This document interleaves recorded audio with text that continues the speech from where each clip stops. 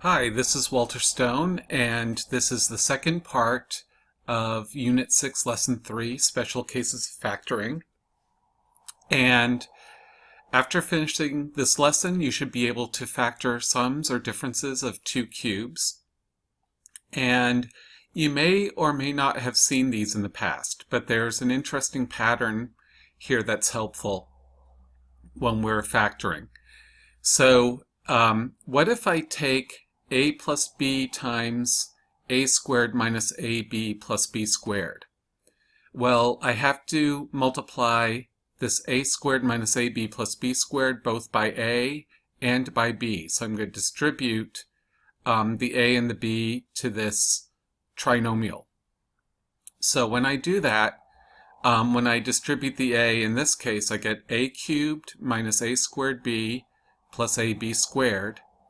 And when I distribute the b, I get a squared b minus ab squared plus b cubed.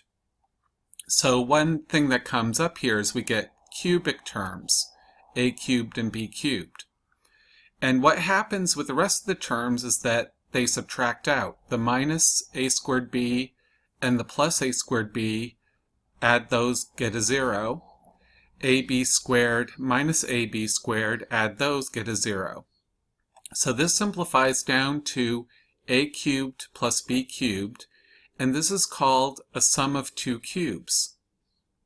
So in this pattern, if I take a plus b times a squared minus ab plus b squared, I get the sum a cubed plus b cubed.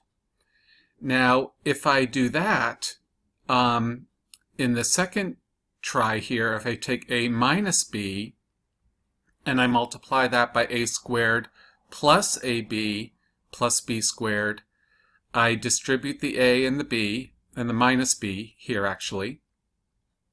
I get a cubed plus a squared b plus ab squared, and here I get minus a squared b minus ab squared minus b cubed, and the a squared b and the minus a squared b add up to 0. ab squared minus ab squared add up to 0. So we get a cubed minus b cubed. This is the difference between two cubes. So it's interesting here. We have two results that give us either the sum of two cubes or the difference of two cubes.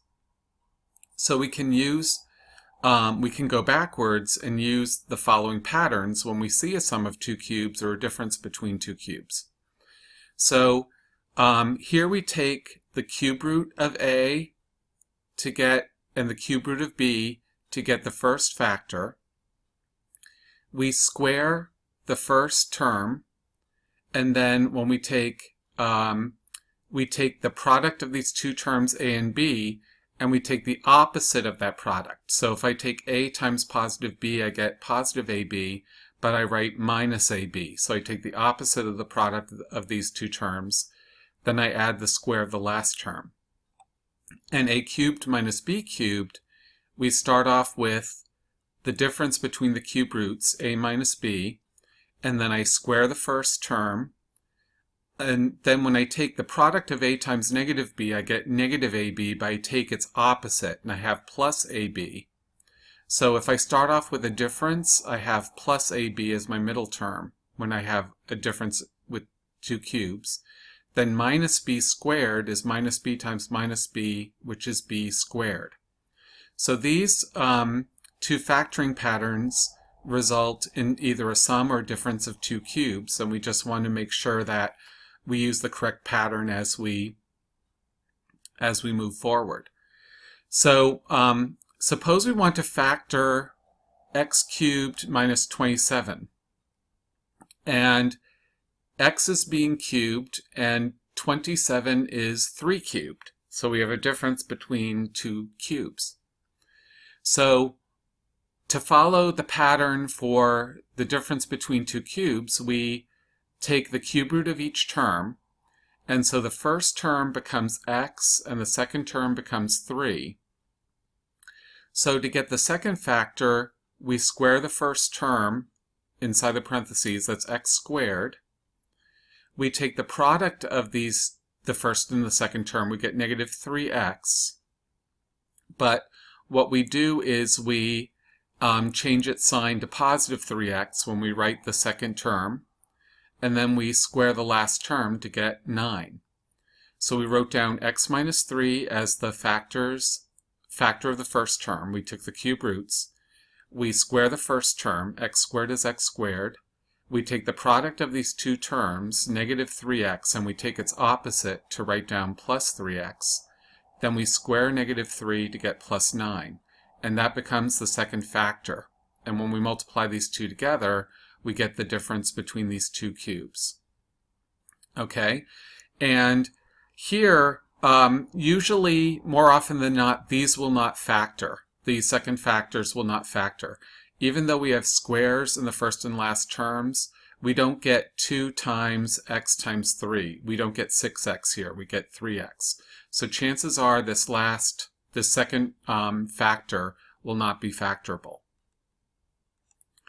So that gives us the general pattern when we factor these. Okay? So here in the second example, we have 8x cubed plus 125 y cubed. And the cube root of 8 is 2. The cube root of 125 is 5. So we can write 8x cubed plus 125y cubed as 2x to the third power plus 5y to the third power. And this is a sum of two cubes. So our a is going to be 2x, our b is going to be 5y. So a plus b is going to be 2x plus 5y. And we're using the pattern that a cubed plus b cubed is a plus b times a squared minus ab plus b squared. So we'll have 2x plus 5y. 2x squared is 4x squared. If I take the product of 2x and 5y, that's 10xy. But I'm taking the opposite of that, so I have minus 10xy. And then 5y squared is going to be 25y squared. So we get 2x plus 5y times 4x squared minus 10xy plus 25y squared. Okay? So here we have, in the next example, we have 125 x cubed plus y cubed. Turn off the video for a moment, try this out, and then check your work.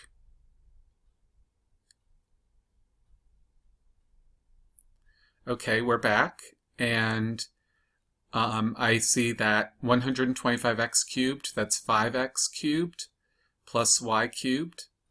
So our a is going to be 5x, our b is going to be y. So a plus b is going to be 5x plus y, and I'm going to multiply that by a squared minus ab plus b squared. So I'm going to have 25x squared minus 5xy plus y squared as the second factor. Okay, if your work matches my work, excellent. Otherwise, please revise your work and check and see if you are writing an incorrect sign here or you have an issue taking cube roots. Just keep persisting and try this out again. We'll have some more examples here. So suppose we have 125x cubed minus 8y to the sixth. So if I take 5x and cube it, I get 125x cubed. The cube root of 8 is 2, and the cube root of y to the sixth. So if we take a cube root of a power, we can divide the power by that number. So 6 divided by 3 is 2. So the cube root of y to the sixth is y squared. And if we take y squared to the third power, multiply the powers, we do get 6 back. So using our pattern, our a is 5x, our b is 2y squared. So we'll have a minus b equal to 5x minus 2y squared. We square the first term. 5x squared is 25x squared. We take the product of the two terms, but we take the opposite. So we'll have the opposite of negative 10xy squared is positive 10xy squared. And the square of negative 2y squared is 4y to the fourth. And if I multiply negative 2y squared times 25y to the fourth, I do get this should be a 4. That should be a 4. Okay, so negative 2 times 4y to the 4th, y squared times y to the 4th, we get negative 8y to the 6th. So make sure that's a 4. Okay, so when you work with your note sheet, make sure that's a 4. So here, try factoring 125a to the 6th minus 64b cubed. I already have taken the cube root of each term here, so you can start off with that and try to write the factors down.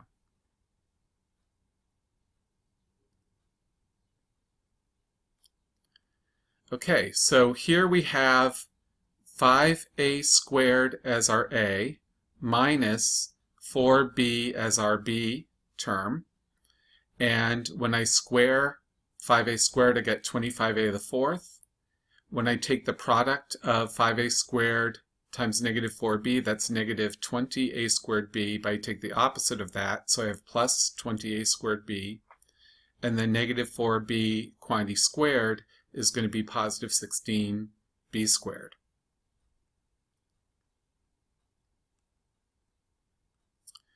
So here we also want to make sure that we have, we take out our common factor if we can. That's the first rule of factoring. In the other examples, we had a common factor of 1.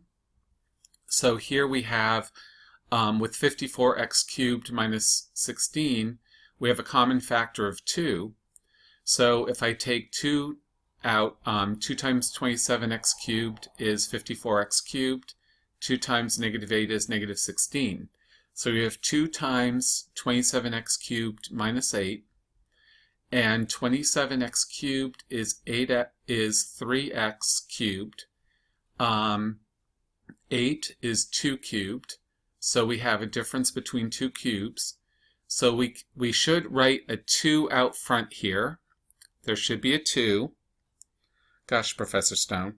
So we should have 2 times 3x minus 2 times 9x squared plus 6x plus 4. Okay, so just put a 2 out front here. So here, if we want to factor 56x cubed minus 7, I see that 7 is a common factor. So I factored that out first. Pause the video and write out the other factors.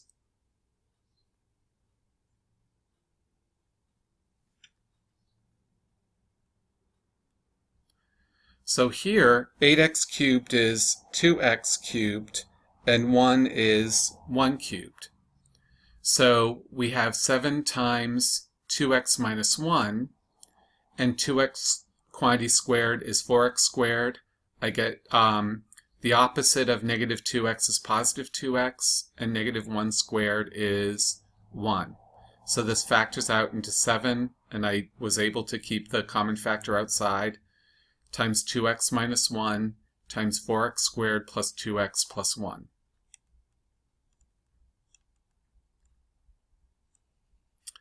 So sometimes what happens is we always want to follow the rule that we want to factor completely. So sometimes an expression like 64x to the 6th minus 1, we have a cubic as well as a square. And so the guideline when factoring completely is take a look at the problem first as a difference of two squares, and then sometimes we'll get sums and differences of cubes from that, and we can keep factoring. So we want to keep factoring until it's totally factored.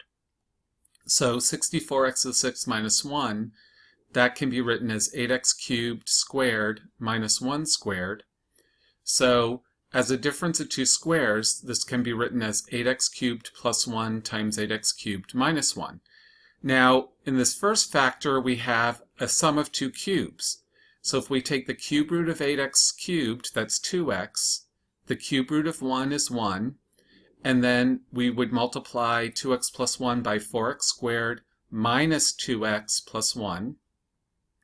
And then 8x cubed minus 1 is a difference between two cubes. So the cube root of 8x cubed is 2x. The cube root of negative 1 is minus 1. And we multiply that by 4x squared plus 2x plus 1.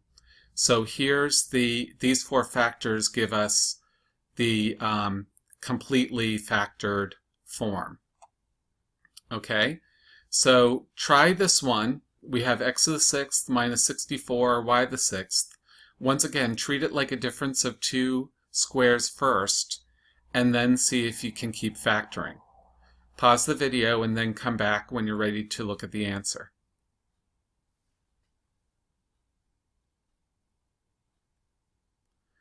Okay, so here we have, I wrote it as a difference between two squares, so I have 8x cubed squared, I have x cubed squared minus 8y cubed squared gives me the 64y to the sixth.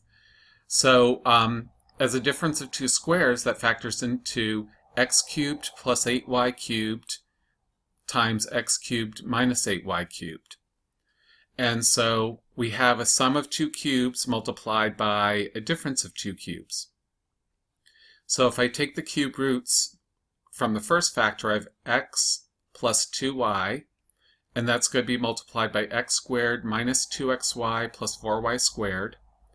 And this difference between two cubes, I'll have x minus 2y when I take the cube roots, and then I'll multiply that by x squared plus 2xy plus 4y squared. Okay, so in this lesson we talked about sums and differences of cubes and using a new pattern to help us factor these polynomials. So do the written practice and the online practice, and we look forward to seeing you in class.